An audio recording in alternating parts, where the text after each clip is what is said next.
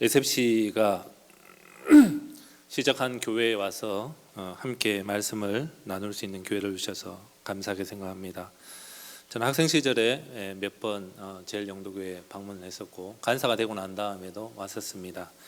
그래서 오늘 아침에 조금 일찍 와서 구 건물 본당 입구에 있는 우리 97년도에 아마 50주년 기념으로 패를 만들었던, 그때 제가 같이 가지는 않았는데 그때 만들어 놓은 패를 잠깐 보고 왔었습니다.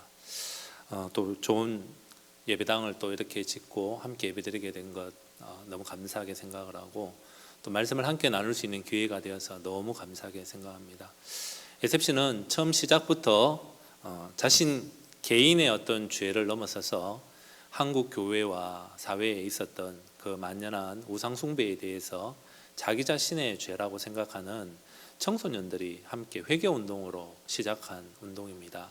특별히 제일영도교회에서 시작된 그 운동이 세계에 뻗어나가서 다양한 나라에서 지금 많은 청소년들뿐만 아니라 사역자들이 헌신해서 SFC 간사로 또 사역자로 헌신하면서 개혁신앙을 가르치고 숨기고 있습니다. 다 여러분의 기도와 또 사랑 덕분이라고 생각을 하고 있습니다. 지금 코로나 상황에서 어려운 부분들이 참 많지만 SFC는 코로나가 시작되자마자 작은 교회들이 예배를 드리기 어려울 때 유튜브를 통해서 SFC 예배를 드릴 수 있는 중고등부 예배를 송출하기도 하고 계속해서 기도 운동을 이어가기도 했었습니다. 제가 대표 간사가 되고 바로 코로나가 시작이 됐는데 그때부터 기도 운동을 계속하면서 저희 교단에 있는 지도자들, 또 특별히 여전도회 연합회 회장들에게, 전국에 있는 회장들에게 SFC 기도 제목을 매달 보내면서 기도해 줄 것을 요청하기도 했었습니다. 사실은 우리 교단의 여전도회가 선교에 있어서 많이 사역을 하시고 또 기도 매달 모일 때마다 기도하는 모습을 바라보면서 꼭 기도 부탁을 드려야 되겠다, 그렇게 해서 이제 시작을 했고, 그 외에 또 연합회에서도 SFC를 위해서 또 많이 후원을 해주시고 하면서 그 사역들을 열심히 이어가고 있습니다. 여러분 생각할 때 이 코로나 시기에 인터넷상으로 사역을 계속하는 그 사역을 통해서 학생들이 어떻게 변화될까 궁금한 점이 있을 것 같습니다. 작년에 저희들이 전국적으로 수련회를 통해서 3,600명이 겨울 수련회에 등록을 했습니다. 입회를 해서 참석을 했습니다. 이 숫자는 진짜 어마어마한 숫자죠.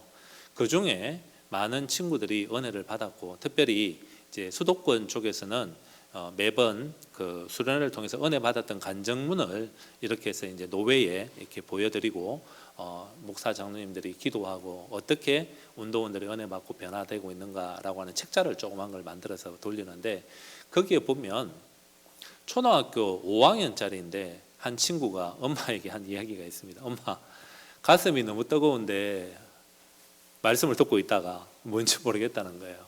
그래서 그 엄마가 웃으면서 하나님께 기도해라, 하나님이 내 마음에 찾아오셔서 역사하시나 보다, 이렇게 이야기했다는 그 간증문이 또 나와 있습니다. 그뿐만 아니라 많은 친구들이 하나님의 말씀들을 들으면서 아빠하고는 소통이 잘 되지도 않고 화도 내고 이렇게 하지만 울며 기도하면서 인터넷상에서 선포되는 말씀을 통해 또 찬양을 통해 기도하자고 할 때 기도하는 걸 바라보면서 부모님들이 연락이 와서 자기들도 이해 못했대요. 유튜브나 인터넷은 그냥 뭐 영상 보고 놀고 이렇게 하는 것만 되는 줄 알았는데 실제적으로 말씀을 듣고 변화되는 모습을 바라보면서 이 시대에 맞는 또 방법들, 이런 것들을 해야 되는구나, 이렇게 이야기를 하고 있습니다. SFC가 열심히 하고 있습니다. 최근에는 메타버스라고 하는, 여러분들 한 번씩 들으셨죠? 가상 공간에 들어가면 아바타를 통해서 이렇게 회집해서 예배드리는 어떤 형태까지도 지금 다 만들어져 가고 있는 그런 완전히 다른 세상이 오고 있습니다. 우리가 다 그걸 따라갈 수는 없다 하지만 그것은 가치 중립적이거든요. 악도 아니고 선도 아닙니다. 우리가 어떻게 활용하느냐, 다이너마이트가 그렇듯이 어떻게 활용하느냐에 따라서 달라진다고 생각을 하면서 이번 정책회의 때 간사들이 특별 팀을 만들어서 같이 공부하고 스터디하면서 우리도 그 시스템을 어떻게 구축할까 생각을 하고 진행도 하고 있습니다. 그뿐만 아니라 저는 6년 전인가 그 한창 터키에 쿠데타도 일어나고 하는 그때가 있었죠. 우리가 터키에 나가는 그 전에 또 실제적으로 어려움이 있어서 비전 트립을 린소로에 가려고 하는데 이 친구들이 집에 허락 받기가 참 쉽지 않았습니다. 그때의 한 아버지의 말을 잊지 못합니다. 이 친구가 독자인데 아버지에게 아빠 제가 비전 트립 터키에 좀 갔다 오고 싶습니다 라고 하니까 너무 귀한 아들이지 않습니까? 근데 그 아버지가 뭐라고 말씀하시냐면은 가슴 뛸 때 가라, 손 떨리면 못 간다, 이렇게 이야기해 주셨습니다. 너무 감동이 되는 거예요. 그 비전 트립 나가기 일주일 전에 우리가 나가야 되는 게이트에 폭탄 테러가 있었어요. 아버지 마음이 또 어떨까요? 근데 기도하고 와라 그렇게 이야기했고, 자유롭게 해라, 가지 않을 사람들은 안 가도 된다라고 하고 재정을 다 돌려주겠다라고 했는데 한 명도 안 빠지고 다 갔습니다. 그 열매로 올 여름에 우리가 터키 불가리아 지부에 한 간사가 파송됐는데 지금 비자 때문에 계속해서 지금 불가리아도 지금 코로나와 정치적인 어려움 때문에 많이 혼란스럽습니다. 유럽하고 터키하고 붙어 있거든요. 불가리아가. 그런 어떤 역사들이 계속 되고 있고, 해외에 있는 많은 또 사역자들이 SFC 이름으로 계획주의 교회를 건설하겠다고, 다음 세대 친구들을 양육하겠다고 헌신하고 있습니다. 이것이 다 여러분의 기도와 또 재정으로 보내주는 사랑으로 이루어지고 있다는 것을 생각하고, 오늘 또 헌금해 주시는 것에 대해서 너무 감사하게 생각을 하고 있습니다. SFC 운동은 어떤 운동입니까? 저는 이런 운동이라고 생각합니다. 대학교 1학년이 되어서 지구위원, 시찰이죠. 시찰. 우리 교회 노예 조직으로 보면 시찰의 그 SFC 연합운동 중에 지구위원이 되면 보통 대학교 1학년들이 이렇게 되는데, 1학년들이 되고 나면 이제 교회를 이렇게 순방을 하죠. 요즘엔 지구도 많이 조직이 많이 없어졌지만 그 돌아보면 어떻습니까? 작은 교회, 또 힘든 교회, 분쟁이 있는 교회, 또 사역자가 없는 교회, 그렇지만 애들이 성경 공부를 하고 싶어 하지만 선생님 가르칠 선생님도 없는 걸 보고 어떻게 생각합니까?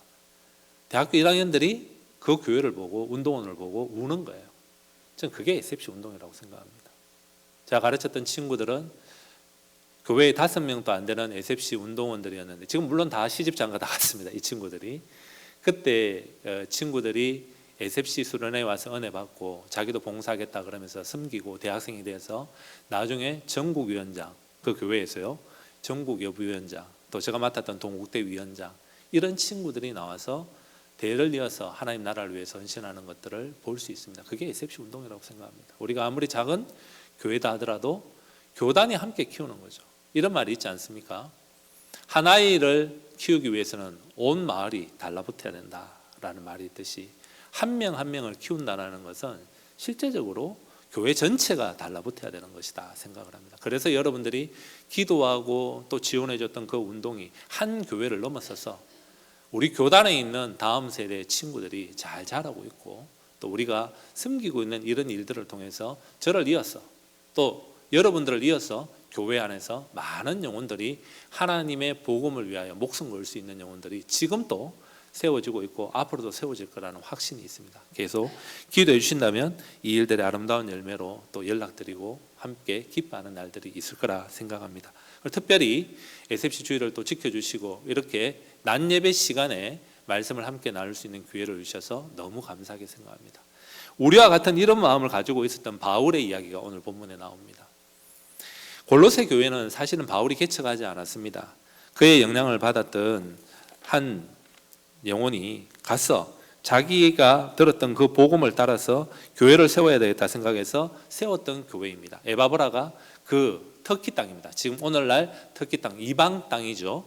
거기서 교회를 3개 정도를 개척하고 말씀을 나누고 있고, 어려움을 당하고 난 다음에 바울을 찾아와서 어려움을 토로했을 때 바울이 편지를 써서 보냈던 것이 골로새입니다. 어떤 교회라고요? 자기가 개척하지 않았습니다. 직접 만나지도 않았습니다. 그런데요, 그리스도의 복음 안에서 그들을 형제 자매로 자녀로 생각하면서 편지를 썼던 것이 우리에게 주는 힌트입니다. 우리 해외에 있는 선교사님들을 또 그 보고를 들으면서 어떤 마음이 듭니까? 복음 안에서 그들이 변화되는 걸 보고 내 자녀가, 내 자신이 은혜 받는 걸로 똑같이 생각할 수 있는 것이 복음의 원리이겠죠. SFC도 여러분들이 다 알지는 못하지만 이제는 피부 색깔도 다르고 언어도 다른 친구들이 SFC 강령을 같이 외치고 있어요. 자기 나라 말로. 그러면서 그 나라의 국가 복음과 세계의 복음화를 위해서 함께 사역하고 있는 것이죠.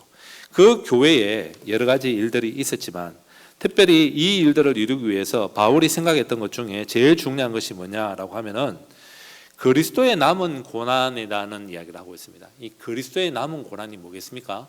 예수님이 십자가 사건 이후에 남은 고난이 아직도 남아 있습니까? 그렇지 않습니다. 이것은 당신의 몸된 교회가 받아야 될 고난에 대한 겁니다. 예수 그리스도가 머리가 되셨고 그의 교회가 우리가 몸인데 그 교회가 이 땅을 살아가면서 받아야 될 고난에 대한 이야기를 하고 있습니다. 그 고난을 생각하면서 바울은 그 몸된 교회의 고난을 생각하면서 자신에게 육체에다 그 고난을 채우는 것들을 기쁘게 생각하고 있다. 그렇게 이야기하고 있습니다. 우리가 예수님을 바르게 믿고 예수 믿는 사람들을 세워가기 위해서 어떤 어려움이 있습니까? 당연히 있습니다. 그 어려움이 여러분에게 진짜 있습니까?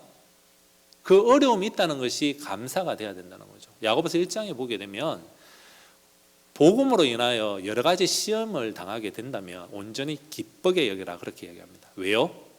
인내를 배우게 되고 그 인내를 온전히 이루게 되면 부족함이 없게 되는 하나님의 지혜가 있다라고 이야기를 했습니다.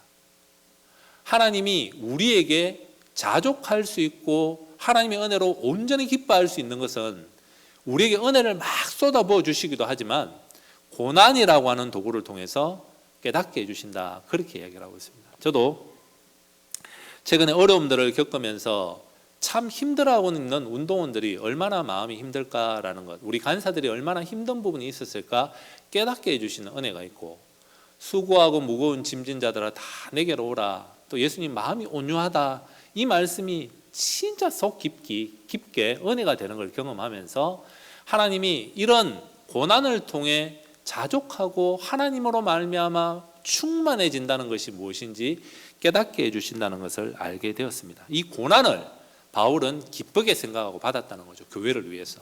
근데 당신을 표현하면서 25절에 내가 교회의 일꾼 된 것은 이라고 이야기를 하고 있습니다. 결론적으로 말하면 바울은 어떤 한 교회를 넘어서서 교회의 파송을, 안디옥 교회의 파송을 받았지만 하나님의 교회를 세우는 일에 자신을 헌신했지만 자기는 잊지 않고 교회의 일꾼이라고 생각을 하고 있습니다. 우리 SFC 간사들도 똑같습니다. 교회의 파송을 받아서 그 사역을 감당하고 캠퍼스에서, 해외에서 말씀을 전거하고 있지만 결국은 우리는 교회를 세우는 것이고 교회의 일꾼이라는 것을 잊지 않는 것이죠. 똑같습니다. 선교사님들도 여러분 교회의 일꾼들입니다. 그렇게 함께 기도하면서 하나님의 나라를 이루어가는 거죠. 그런데 이 바울과 그 사역자들이 하는 일이 무엇입니까? 하나님의 말씀을 이루려 한다. 그렇게 표현을 하고 있습니다. 그러면 골로새서가 기록되었을 때에는 신약 성경이 다 이루어지기 전입니다. 하나님의 말씀이라 그러면 구약의 성경을 주로 이야기를 할 수 있는데 구약 성경 전체의 말씀을 이루기 위해서 그가 노력하고 있다라고 말할 수 있을 것 같습니다. 그러면 구약 성경 전체의 내용이 뭐라고 이야기를 합니까? 감사하게도 누가복음과 사도행전 이 두 책의 저자는 누가로 동일한 사람입니다.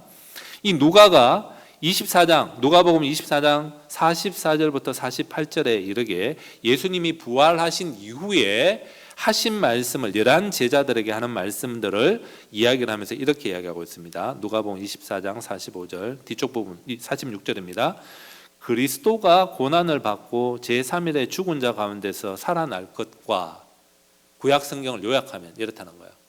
그럼 예수 그리스도가 이 땅에 오셔서 고난받고 다시 부활하실 것에 대한 이야기가 구약 성경의 첫 번째 내용이라는 거예요. 두 번째 내용은 무엇입니까? 47절. 또 그의 이름으로 죄사함을 받게 하는 회개가 예루살렘에서 시작하여 모든 족속에게 전파될 것. 두 번째. 예수 그리스도의 그 복음이, 그 회개가 예루살렘으로 시작해서 온 세계에 전파될 것에 대하여 구약 성경을 요약하면 그걸 이야기하고 있다라고 이야기를 하고 있습니다. 축약이 그렇다라는 거예요. 이 이야기를 누가는 바울의 말로 인용하면서 사도행전 27장의 이야기를 하고 있는데 아그리빠 왕 앞에서 바울이 변론하고 있는 것입니다. 22절 후반부입니다. 선지자들과 모세가 반드시 되리라고 말한 것, 이 구약 성경에 반드시 되리라고 말한 것이 무엇이냐? 곧 그리스도가 고난을 받으실 것과 죽은 자 가운데서 먼저 다시 살아나사, 이게 1번입니다. 예수 그리스도의 사역에 대한 거예요. 부활에 대한 이야기죠. 두 번째, 이스라엘과 이방인들에게 빛을 전하리라 함이니라, 이렇게 이야기했습니다. 근데 이제 재미있는 것은 사도행전의 바울의 증거를 이야기를 할 때 누가는 뭐라고 이야기하느냐면은, 이걸 누가 증거하느냐라고 할 때 예수님이 증거한다고 이야기를 하고 있습니다. 그것은 예수님의 몸된 교회가 증거한다는 것을 바울이 신학적으로 이해했던 것입니다. 그래서 자기는 그리스도의 남은 고난을, 교회가 받는 고난이 그리스도의 남은 고난으로 받고, 왜 그렇습니까? 다메섹 도상으로 갈 때 사울아 사울아 어찌하여 네가 나를 핍박하느냐라는 말을 통해서 그는 깨달았어요. 주의 몸된 교회를 핍박하는 것은 예수님을 핍박하는 것이라는 걸 알았기 때문입니다. 동일하게 오늘 제1영도 교회로 부름을 받은 우리가 해야 할 일들은 무엇이냐라는 거예요. 예수 그리스도 말씀을 이루는 것에 우리의 모습을 걸어야 된다고 한다면 예수 그리스도의 생애에 대하여 정확하게 이해하는 것, 두 번째, 그 복음을 땅끝까지 증거하는 것이 하나님의 말씀을 성취하기 위한 우리의 자세가 되어야 된다는 겁니다. 적어도 바울은 거기에 대한 명확한 생각들을 갖고 있었다고 볼 수 있습니다. 그러면서 26절부터 이야기하는데 이 비밀에 대한 이야기를 하고 있습니다. 감추어진 것 같아요. 미스테리와 같이 감추어진 것 같지만 사람들이 이야기를 해도 잘 이해하지 못하는 것이죠. 그런데 마지막 날에 예수 그리스도로 이야기를 했고, 이 비밀은 예수님이고 복음이다라는 이야기를 정확하게 그가 이야기를 하고 있습니다. 그래서 풍성한 복음, 예수 그리스도가 얼마나 풍성한지에 대해서 오늘 본문 24절 앞쪽에 예수님에 대한, 복음에 대한 이야기들을 쭉 하고 있습니다. 그 중에 하나가 우리를 구속해 주신 것이죠. 오늘 우리가 사제에 대한 이야기를 할 때 여러분 주보 앞쪽에 나오는 것이 골로새서 1장에 대한 이야기입니다. 앞쪽의 부분. 그뿐만 아니라 그의 풍요로움이 그리스도 안에 있다는 것을 우리가 깨닫게 된다면 우리의 마음이 세상 것에 대하여 자유로워지는 마음이 되는 그런 상태가 된다는 것을 바울은 깨달았습니다. 종교적인 열심으로 하나님 앞에 승부하지 않고 하나님이 주신 복음으로 예수 그리스도로 내 삶이 의미 있다는 걸 깨닫게 된 것이죠. 다르게 말하면 그게 믿음이죠. 믿음은 우리가 잘 믿는다라고 할 때 이 믿음은 나를 의지하지 않고 나의 업적이나 나의 자격을 의지하지 않고 오직 나의 밖에 사신 예수 그리스도의 구원의 사역과 그 구원의 사역을 받는 자에게 참된 은혜와 구원을 주신다라고 하는 복음에 대한 이야기를 이해하는 것이 믿음이 있다라는 것입니다. 바울은 그런 믿음이 있었죠. 우리에게 너희들 스스로의 무언가를 가지고 승부하지 말라는 것을 말할 수밖에 없었죠. 왜? 종교적인 열심을 가지고 다메섹으로 가서 예수 믿는 사람을 핍박하기 위해서 가던 그가 예수님을 만나고 난 다음에 교회의 의미와 복음의 그 영광스러움을 깨닫게 되었던 거죠. 루터가 그걸 깨닫고 난 다음에 종교개혁이 시작되지 않았습니까? 똑같습니다. 오늘 우리도 그 복음이 우리를 지배하게 될 때 하나님의 은혜에 대해서 제대로 알게 된다는 겁니다. 그래서 28절에 바울은 우리가 라고 하면서 바울 팀을 이야기합니다. 첫째는 디모데이고 그 외에 바울과 함께한 그 복음의 팀이, 그러면 이 복음을 땅끝까지 증거하기 위해서 어떤 전략을 갖고 있느냐? 그는 각 사람에게 주의를 하고 있습니다. 한 사람 한 사람이 너무 중요하다라는 거예요. 우리가 많은 사람들에 대한 관심을 갖는 것 잘못된 것 아닙니다. 사실은 헬라어로 보게 되면은 각 사람이, 우리 헬라어에 대한 것을 그대로 번역하면 모든 각 사람 이렇게 번역을 해야 됩니다. 저는 한글 번역도 너무 좋고 헬라어 번역을 같이 본다는 것은 이 두 가지가 오늘 시대에 개인주의에 빠져있고 한 사람 한 사람의 독특함이 강조되는 시대에 각 사람이 너무 중요하다고 생각합니다. 그러나 성경은 이 각 사람과 함께 모든 함께한 공동체가 얼마나 중요한지를 이야기를 했습니다. 그래서 교회는, 제1영도 교회는 한 명 한 명의 사람들에게 관심을 가지되 그 한 명 한 명이 모인 교회가 어떤 일들을 하고 어떤 성향을 갖고 있고 어떻게 섬겨야 되는지에 대해서 함께 가르치게 될 때 하나님이 주신 은혜들을 섬길 수 있게 된다는 거죠. 실제적으로 SFC 행사를 해보면, 전국 단위의 행사를 하게 되면 학생들이 숫자와 그 분위기에 휩쓸릴 때가 참 많습니다. 그럴 때마다 제가 주의를 주는 것이 무엇이겠습니까? 한 영혼에게 관심을 가져라. 그가 이 집회를 통해서 어떻게 변화되는가? 그런 변화된 사람들이 모여서 우리가 하나님을 위한 공동체로서 어떻게 예수 그리스도를 위한 대신하는 그 사역을 하는 SFC, 스튜던트 포 크라이스트로서 어떻게 할 거냐에 대한 생각을 가지는 것이 중요하다고 늘 이야기를 합니다. 그래서 여기서 각 사람을 가르치되 예수 그리스도를 전파하고 또 권면하는 것들을 잊지 않습니다. 오늘은 그것은 당연한 것이고, 저는 여기 보게 되면은 가르치는데 모든 지혜로 가르치는 것에 대한 이야기를 하고 있습니다.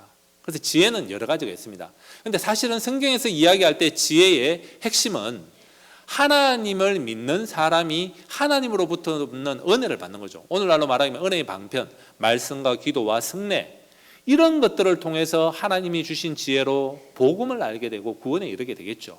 그런데 여기서 모든 각종 그 은혜라는 것을 생각해 볼 때 어떤 것을 생각할 수 있을까요?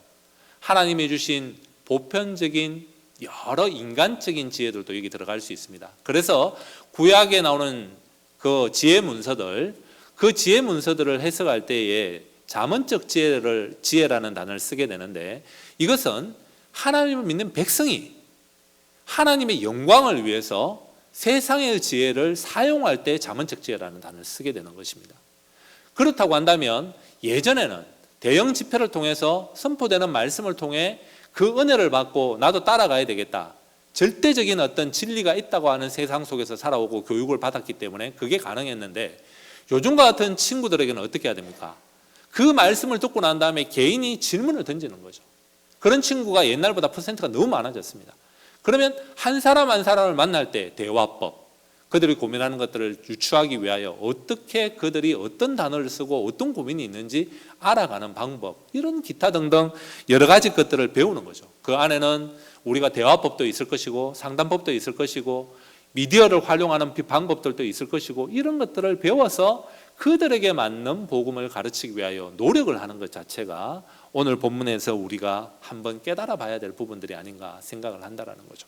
그렇게 할 때 한 영혼 한 영혼이 변화되는 것과 함께 전체가 함께 하나님 나라를 위해서 섬겨갈 수 있는 그 은혜로 초대할 수 있게 된다는 겁니다. 그래서 29절은 이런 일들을 모든 각 사람을 가르치는 일들을 위하여 예수 그리스도를 전파하고 권면하고 각종 지혜로 그들을 가르칠 뿐만 아니라 이 일들을 위하여 내 속에서 역사하시는 이의 역사를 따라 어떻게 하느냐, 내가 하는 게 아닙니다. 내 속에서 역사하는 역사를 따라서 하는데 나도 힘을 다해서 노력한다라는 것입니다. 우리가 사실은 웨스트민스터 신앙고백서를 보게 되면은 우리의 선행에 대해서 16장에 뭐라고 이야기를 하고 있냐면은, 특별한 은혜가, 구원을 받은 은혜 외에 특별한 하나님의 역사와 은혜가 있을 때에 바르게 선행을 할 수 있다라고 이야기합니다. 그래서 우리가 기도해야 됩니다. 자기 교만에 빠지지 않고 잘 봉사하기 위해서. 근데 인간이 못됐기 때문에 어떻게 생각합니까? 특별한 은혜가 없으면 나는 그러면 안 해야 되겠네, 하나님의 은혜가 아니라 나를 자랑할 것 같으니까 안 되겠어, 이렇게 말하는 사람들에 대하여 3절은 뭐라고 이야기하느냐면, 마치 하나님의 명령하지 않은 것까지 생각하지 말고 우리의 마음을 흔들어 일깨우라는 표현을 쓰고 있습니다. 오늘 주일날 여러분이 다른 사람을 어떻게 섬겨야 될지에 대해서 하나님 특별히 말씀을 하지 않았다 그러면 흔들어 일깨우라는 겁니다. 예배 때마다 우리의 합당한 맹세와 서원이라고 하는 챕터에 우리 웨스트민스터 신앙고백서에 보게 되면 매 예배 때마다 합당한 맹세와 서원이 있어야 된다고 합니다.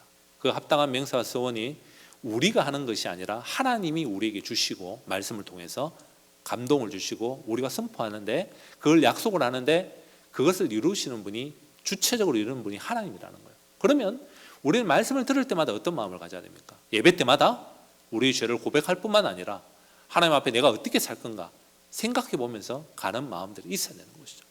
이럴 때에 하나님이 우리의 마음을 일깨워 주시고 흔들어서 일깨워 주시고, 또 우리도 그렇게 해야 되고 하나님의 말씀을 따라 섬기게 되는 것들을 이야기할 수 있겠죠. 그래서 우리는 효력 있는 부르심 웨스트민스터 신앙고백서 10장에 보게 되면 하나님의 말씀이 지금 세대에게도 어떻게 전달돼야 되는가. 저는 섬기는 교회에서 희망부를 1년 정도를 섬기게 됐습니다. 장애를 갖고 있는 친구들, 정서적인 장애를 갖고 있는 친구들에게 말씀을 전가하는데, 반복되는 말씀 속에 이 구절이 없었다, 우리 신앙 고백이 없었다면 설교하기가 참 어려웠을 것 같습니다.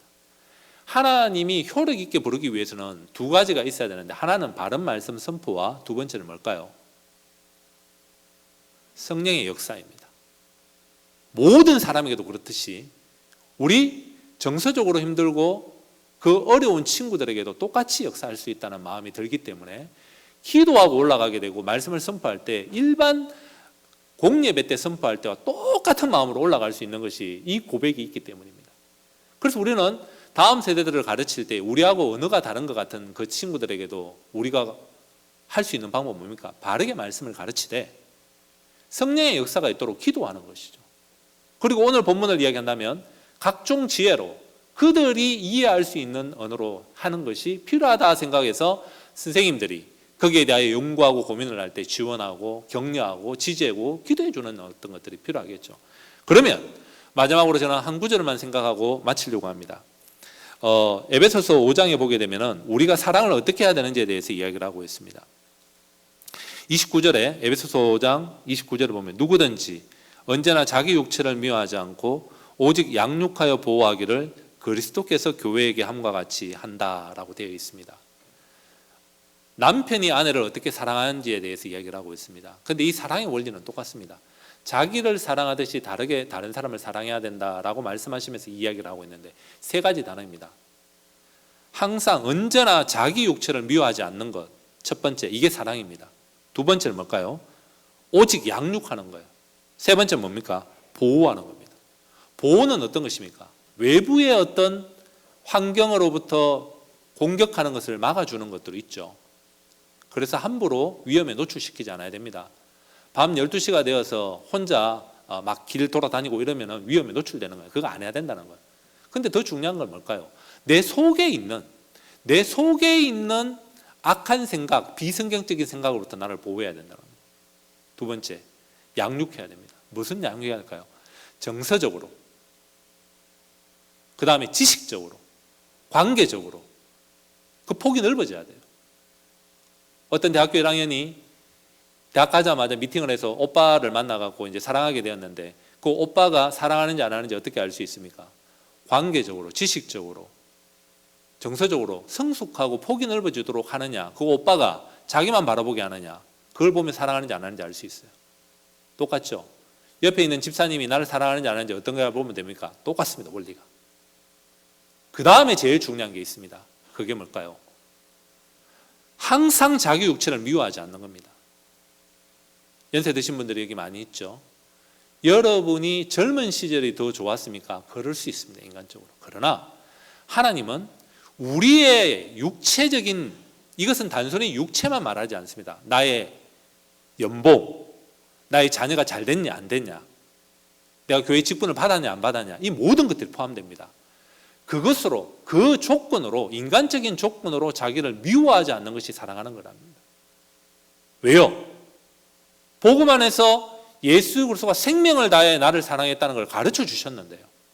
그걸 아멘으로 받아들였다면 그렇게 산다라는 거죠.